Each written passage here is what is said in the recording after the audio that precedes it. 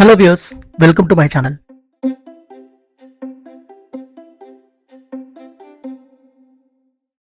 So for the first time ఈరోజు మన ఛానల్లో ఒక మూవీ రివ్యూ ఇస్తున్నాను.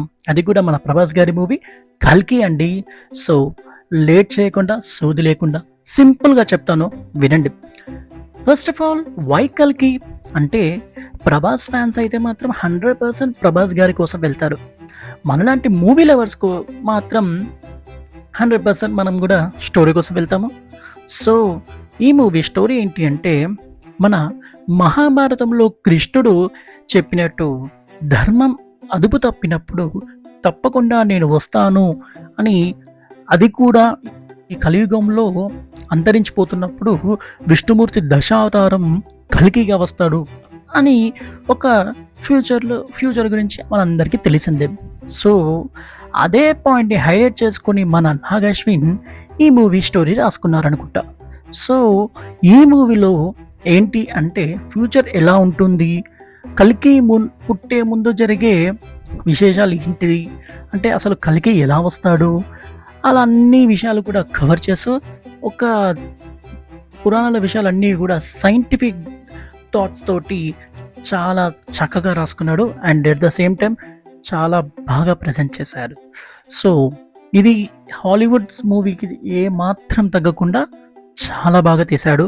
ఓవరాల్గా కల్కి మూవీకి వచ్చేసరికి ఏంటంటే, మనకి ఫస్ట్ ఆఫ్ క్యారెక్టర్స్ అంటే మహాభారతం చూపిస్తూ సినిమా మెయిన్ స్టోరీలోకి ఎంటర్ అవుతుంది.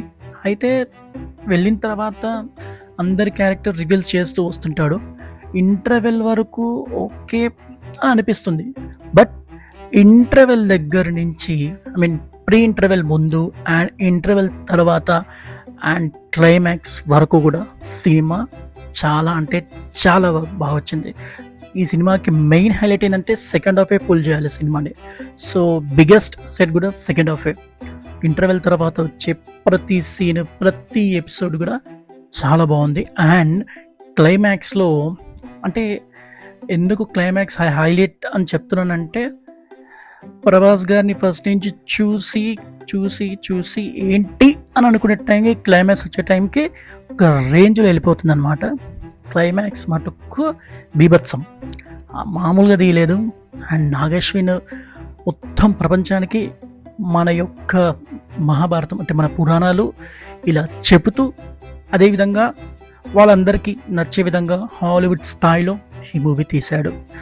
నెగిటివ్ థింగ్స్ ఏం లేదు. కాకపోతే కొంచెం ఫస్ట్ హాఫ్ మేబీ నాకు అనిపించింది కూడా స్లోగా అనిపించింది. బట్ అయినా కూడా కథని బిల్డప్ చేయాలంటే ఫస్ట్ హాఫ్లో ఆ మాత్రం ఉండాలి, తప్పదు. ఇక సాంగ్స్ అంటారా, ఓకే పర్వాలేదు, బాగున్నాయి. అండ్ ప్రతి క్యారెక్టర్ చాలా బాగా తీశాడు. ప్రతిదీ చాలా నీట్గా డిజైన్ చేసి చాలా నీట్గా రాసుకున్నాడు. సో ఇదండి నా ఒపీనియన్. యాక్చువల్గా నేను ఈ మూవీస్కి రేటింగ్స్, స్టార్స్ ఇలా ఇవ్వద్దు అనుకుంటున్నాను. ఎందుకంటే మనకి ఇలాంటి మూవీస్ ఎప్పుడో కానీ రావు. సో ఏంటంటే వీటికి మనం రేటింగ్స్ ఇచ్చి ఒక నెగిటివ్ థాట్ తోటి నేను చెప్పాలని చూడట్లేదు. సో బట్ ఒకటి మీకు డెఫినెట్గా ఈ మూవీ నచ్చుతుంది. అండ్ మోర్ ఓవర్ మీ పిల్లలకి కుదిరితే తీసుకెళ్ళండి, వాళ్ళకి డెఫినెట్గా నచ్చుతుంది. డోంట్ మిస్ కల్కి మూవీ.